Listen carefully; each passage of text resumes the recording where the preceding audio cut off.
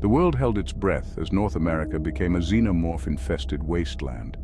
Cities lay in ruin, overrun by hordes of creatures that had once been human, now twisted into something far worse. In Canada, Tim Hortons lay empty and abandoned. The exact number of human-xenomorph hybrids remained unknown, but scattered reports hinted at something even deadlier lurking within the chaos. With the United States government effectively collapsed, the president had fled south, regrouping in Central America with what remained of the military. Their strategy was clear: hold the line. Plasma weapons provided by the Yautja were now being mass-produced and deployed en masse across Mexico. Engineers and soldiers worked tirelessly to fortify the region, turning key locations into strongholds. The ultimate stand, however, would be in Panama and Colombia, where a massive barricade was under construction. A final, desperate attempt to prevent the infestation from spreading into South America. Every nation watched anxiously, knowing that if this last defense failed, the war would no longer be contained. The xenomorphs would spread across the world, and extinction would be inevitable.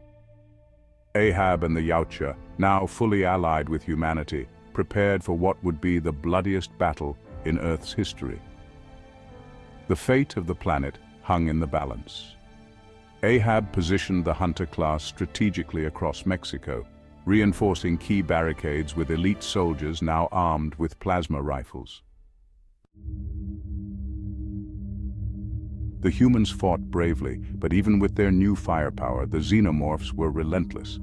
Entire battalions vanished overnight, their remains found torn apart in the streets at dawn. Ahab, along with the elders and elites, had been deployed to the Panama-Colombia border, the last line of defense before the infestation could spill into South America. This was where the war would either be won or lost. The xenomorph horde operated with terrifying precision, striking only under the cover of darkness. Survivors whispered chilling tales of their tactics. First, the power grids would go offline, plunging entire cities into absolute darkness. Then, an eerie silence would settle in. Brief, suffocating, like the calm before a storm. And then, the massacre began. Wave after wave of xenomorphs descended upon the cities, their kings leading the charge with brutal efficiency. No one was safe. Streets were drenched in blood, buildings became slaughterhouses, and entire districts were wiped out in hours. Those who lived to tell the tale spoke of eerie footsteps in the shadows, inhuman screeches echoing in the night, and the overwhelming sense of horror that something even worse was orchestrating it all from the darkness. Ahab knew they were running out of time. If they didn't stop the horde at the barricade, the rest of the world would fall next.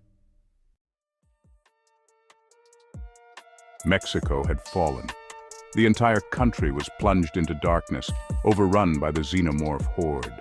Survivors whispered of unspeakable horrors, their minds shattered by what they had witnessed. Soldiers who had once stood firm against the invasion were now breaking, begging for discharge rather than continuing the fight. The war was turning into death and despair. Even with the best of the Yautja warriors, elites, elders, and hunters, by his side, Ahab was beginning to question their chances. The last stand at the Panama-Colombia border was meant to be their strongest defense. But if the xenomorphs continued to evolve and spread at this rate, their sacrifice might be meaningless. Desperate for answers, Ahab made a bold decision. He needed to understand the xenomorph-human hybrids. Were they merely another enemy, or could they be something more, or an ally that could turn the tide? If there was any chance of making contact, he had to find one, and the best place to start was where it had all begun. Ahab set his course for New York City, the first major hive in North America. The ruins of the metropolis were now a ghost town infested with horrors beyond imagination. If a hybrid were to be contacted, this was where he would find it.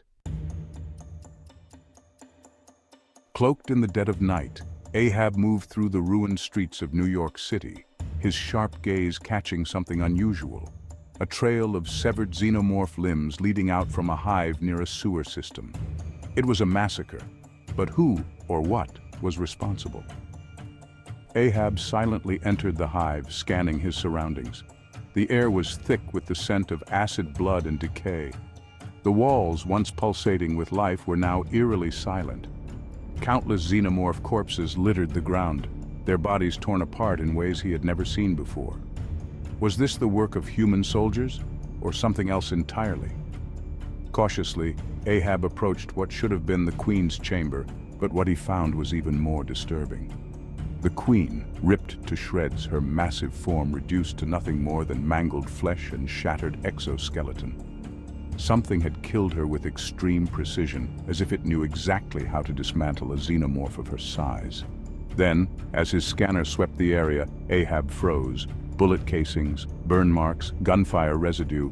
There had been human weapons used in this battle. Could the hybrids already be working with humans? Or, more unsettling, had the human-xenomorph hybrids retained the intelligence and ability to use tools and technology even in their mutated state? The implications were staggering. If these hybrids were more than just mindless beasts, then the war had just taken a terrifying new turn. As he was exiting the hive, Ahab barely had time to react. 3 xenomorph kings lunged from the shadows, their enormous forms moving with terrifying speed. Their razor-sharp tails lashed through the air, saliva dripping from their monstrous jaws. Death was imminent, he knew it. Alone against these 3 abominations, even his advanced armor wouldn't save him. Then, without warning, a blinding light erupted in the distance. A portal tore open, crackling with unknown energy. From its depths, a massive figure emerged, a predator wearing armor with ancient Yotcha symbols. With inhuman agility, the newcomer launched itself 30 feet into the air, its massive spear gleaming under the moonlight. It came crashing down with deadly precision, driving the weapon straight through the skull of the first xenomorph king, splitting it open like a melon. Before the other 2 could react, the predator's spear detached into 2 separate pieces in midair. With a flick of its wrist, the warrior hurled both halves with pinpoint accuracy. The weapons pierced through the skulls of the remaining xenomorph kings, dropping them instantly.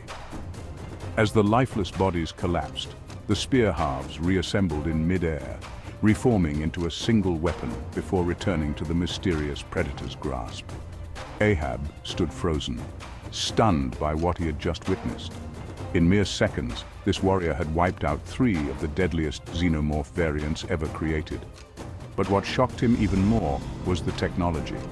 It looked Yotcha in origin, yet far more advanced than anything he had ever seen. Who was this predator, and where had he come from? As the mysterious Yotcha stepped forward, Ahab could now clearly see the scars that covered its massive body, each one a testament to countless battles fought. The warrior moved with the confidence of a legend, and as he removed his helmet, Ahab's breath caught in his throat. It was impossible.